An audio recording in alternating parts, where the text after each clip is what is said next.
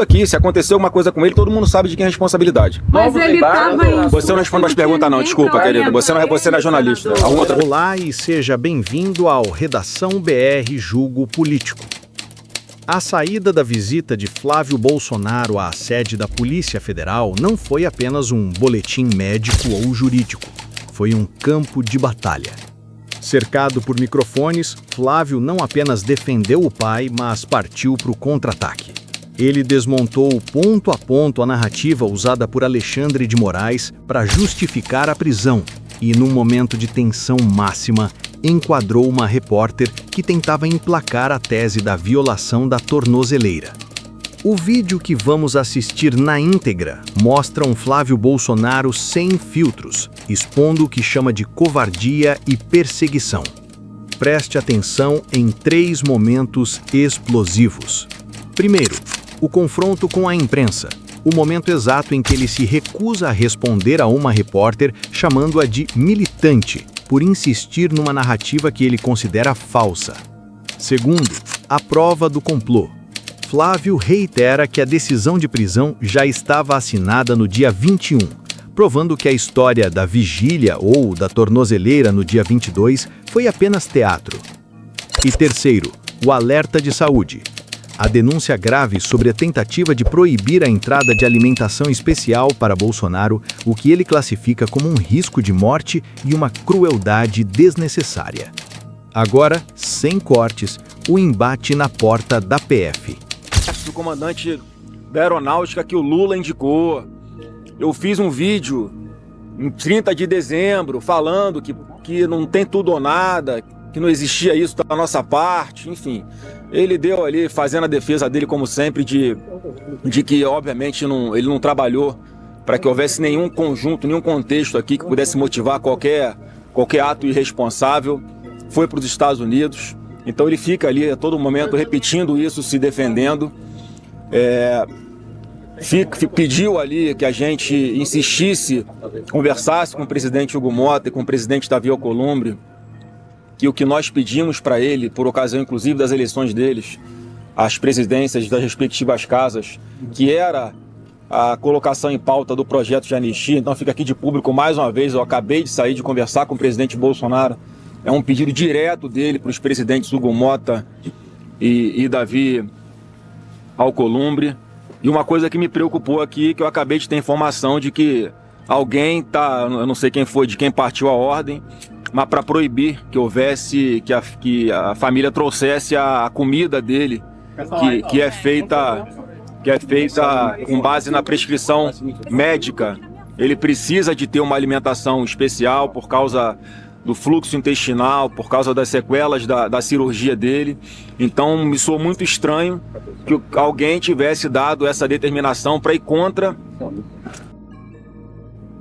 Sempre falou disso de público, a preocupação de que pudessem fazer alguma coisa com ele aqui, não está desconfiando de policiais federais, nada disso, mas não sabe da origem da comida até chegar na mesa dele, qual é o trajeto que faz, nas mãos de quem que passa.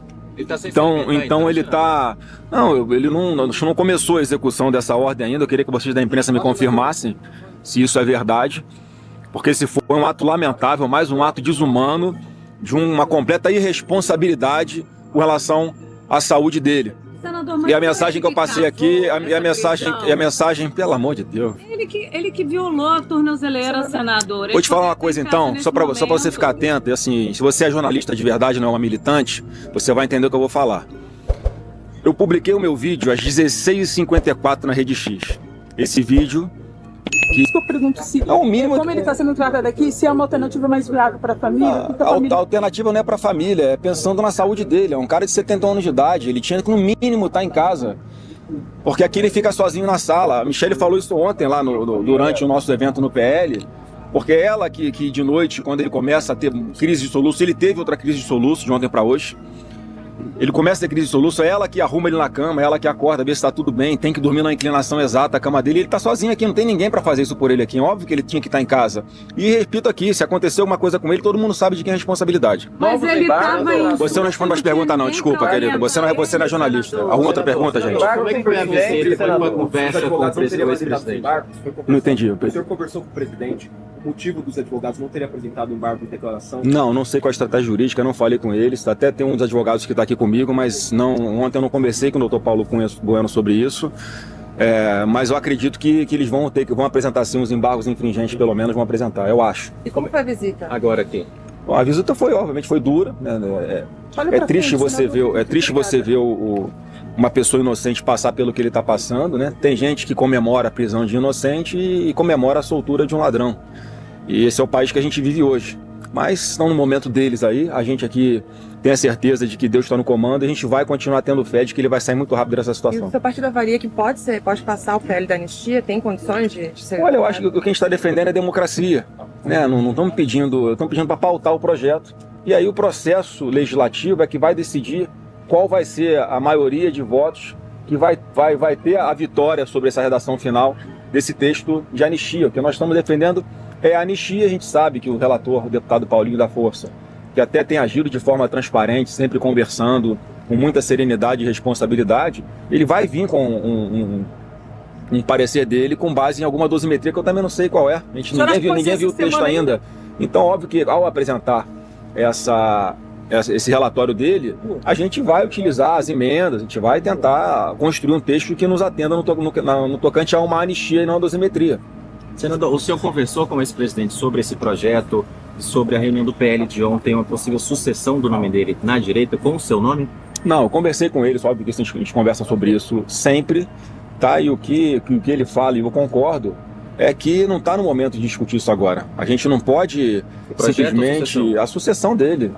Sobre o projeto nós tratamos sim, foi o que eu falei aqui, o pedido dele diretamente ao presidente Hugo Mota e ao presidente Davi Alcolumbre, para que coloque em pauta esse processo ande, para que a gente tenha um texto final, seja ele qual for. A gente vai defender a anistia, só que a gente tem que ter os votos suficientes para isso, que eu acredito que nós temos. Senador, vocês conversaram sobre a possibilidade de o presidente ser transferido do 10º batalhão da Pampulha? Não, o presidente não. está preocupado com essa possibilidade? Não, nós conversamos sobre isso, já é um absurdo humanitário ele estar aqui na sede da PF. É o mínimo, repito, que ele tinha que ser atendido, porque a lei garante ele a isso, pela idade dele, pelas comorbidades que ele tem. Isso aqui é uma crueldade, cara. E é um risco muito grande à saúde dele, à vida dele. Então, estão brincando com uma coisa, como brincaram com o Clezão, e deu no que deu. Eu não quero, né, que isso aconteça, obviamente, com meu pai também, porque a família do Clezão está aí hoje, não tem como apresentar nenhum recurso para trazer o pai das meninas, o marido lá da viúva, de volta. Então que esse erro que ele cometeu por não agir, por não decidir sobre os mais de 10 pedidos médicos que tinham para que o Clezão saísse da penitenciária e fosse fazer tratamento, isso obviamente foi minimizado, deve ter sido entendido como alguma manobra para sair do presídio, enfim, alguma frescura, e no fim viu-se que não era. E eu estou insistindo aqui com isso porque não é. O que a gente está falando aqui tem amparo médico, todo mundo é público e notório, e todos sabem das dificuldades de saúde que ele tem após a facada que ele tomou por parte de um ex-militante do PSOL, e a gente não quer, obviamente, que isso aconteça com ele. A sala não é confortável, senador? Uma outra pergunta? Em relação à rotina do ex-presidente, como é que está a alimentação e os remédios aqui? Alguém tá Não, ele trazendo? tá aqui diz que está sendo bem atendido pelos policiais federais, né? O doutor Cláudio deixou aqui os remédios separados para que ele pudesse tomar ali sem misturar remédios, sem tomar mais nem a menos, enfim, para continuar esse cuidado especial com relação às crises de soluço, que é o que mais nos preocupam nesse momento. E a alimentação? A alimentação, ele até esse momento está se alimentando com o que a Michele está trazendo aqui para ele todos os dias, mas eu mais uma vez insisto que vocês... Pois é, eu queria que vocês confirmassem, porque isso é um absurdo, isso não pode acontecer, isso não é um tratamento que tem que ser dado a uma pessoa idosa com comorbidade que precisa, por orientação médica, ter uma alimentação especializada. Não é nenhum luxo, é questão de saúde dele. Você deve solicitar uma nova visita? Vou solicitar visita toda hora, lógico. E essa é a primeira vez que o senhor está vendo ele desde a prisão, Sim. no sábado de manhã. Ele falou algo para o senhor hoje aqui sobre a tornozeleira?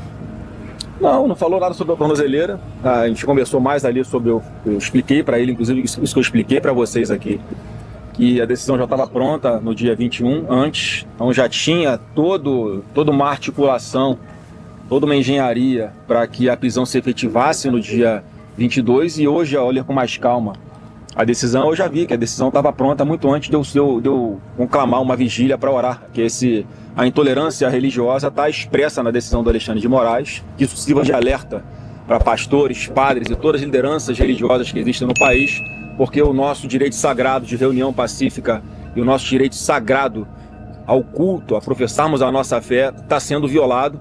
É uma decisão claramente inconstitucional e totalmente absurda que a gente não vai abrir mão de fazer, pelo menos de pedir a Deus pela saúde do meu pai e pela justiça nesse país e pelo retorno da democracia. Desculpa, querida, você não é jornalista. A frase ecoou.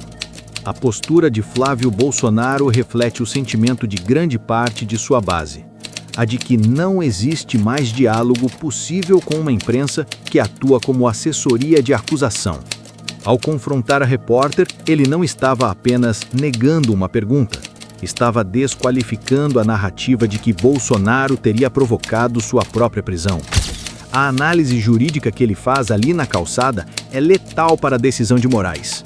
Se a prisão estava pronta no dia 21, todo o resto, a vigília, a tornozeleira, foi apenas teatro. E a denúncia sobre a alimentação revela um grau de mesquinhez que transforma uma medida judicial em tortura psicológica e física. Para a Redação BR, este vídeo mostra que a família Bolsonaro não vai aceitar a prisão passivamente. O tom mudou. Não é mais defesa, é acusação. Acusação de militância contra a imprensa e de perseguição contra o judiciário. E você? Acha que Flávio agiu certo ao enquadrar a jornalista? E sobre a denúncia de que a prisão já estava decidida antes, isso anula a legitimidade do ato? Deixe sua opinião sobre esse confronto nos comentários.